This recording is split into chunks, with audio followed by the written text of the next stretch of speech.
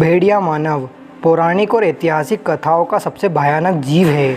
कई लोग मानते हैं कि ये सिर्फ एक कोरी कल्पना है, लेकिन इतिहास में कई असली भेड़िया मानव की घटनाएं मिलती है। तो आज के इस वीडियो में हम जानेंगे असली भेड़िया मानव की रहस्यमयी घटनाओं के बारे में, इसलिए वीडियो को लास्ट तक ज़रूर देखें। नंबर 1, पीटर स्ट्यूप का जन्म 15वीं सदी के दौरान जर्मनी के गाँव में हुआ था।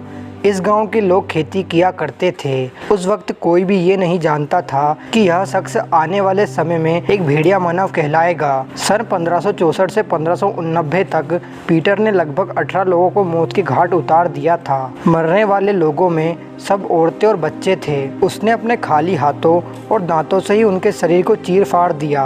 कई केसेस में तो उसने लोगों को कच्चा ही खा लिया। उसने इसी तरह से कई और जानवरों का भी शिकार किया था। एक घटना के दौरान अधिकारियों ने उसे जाल बिछाकर पकड़ लिया। उसके बाद उसे टॉर्चर किया गया तो उसने अपने सारे गुनाह कबूल कर लिए। उसने कहा कि वो बचपन से ही काले जादू जैसी चीज़ों में लिप्त था और एक दिन शैतान ने उसे आदमखोर भेड़िया में बदलने की शक्ति दी। पीटर को बाद में सरेआम बहुत ही निर्दयी तरीके से मौत के घाट उतार दिया गया। पहले उसके शरीर को नुकीले गर्म कांटों से छील दिया गया, उसके बाद उसकी सारी हड्डियों को कुल्हाड़ी की मदद से तोड़ दिया गया और आखिर में उसके सिर को धड़ से अलग कर दिया गया।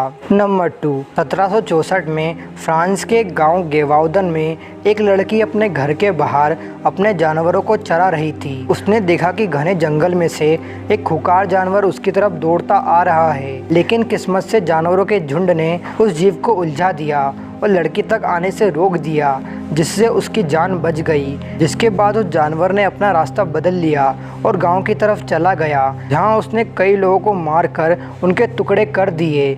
इतना खून खराबा मचाने के बाद भी वो जीव लोगों को पूरी तरह किसी जानवर की तरह नहीं लग रहा था। जो लोग इसके हमले से बच गए थे, उन लोगों ने उस जीव का हुलिया बताया। वो जीव किसी भेड़िए की तरह दिख रहा था और उसका आकार एक जंगली गाय के बराबर था। उसका पूरा शरीर लाल कलर के फर से ढका हुआ था और उसके दांत बहुत ही नुकीले थे। उस जीव का आतंक गांव में इतना बढ़ गया था कि उस वक्त के राजा किंग लुई द 15 ने उसे मारने के लिए प्रोफेशनल शिकारियों को हायर किया था। इस ऑपरेशन के दौरान कई भेड़ियों का शिकार किया गया, लेकिन उस जीव ने खुद को इस तरह गायब कर लिया था कि वो अभी तक बचा हुआ था। उस ऑपरेशन में फ्रांस के सबसे अच्छे शिकारी भी शामिल थे और उन्होंने राजा को बताया कि ये जीव केवल एक भेड़िया नहीं है, बल्कि कुछ और है।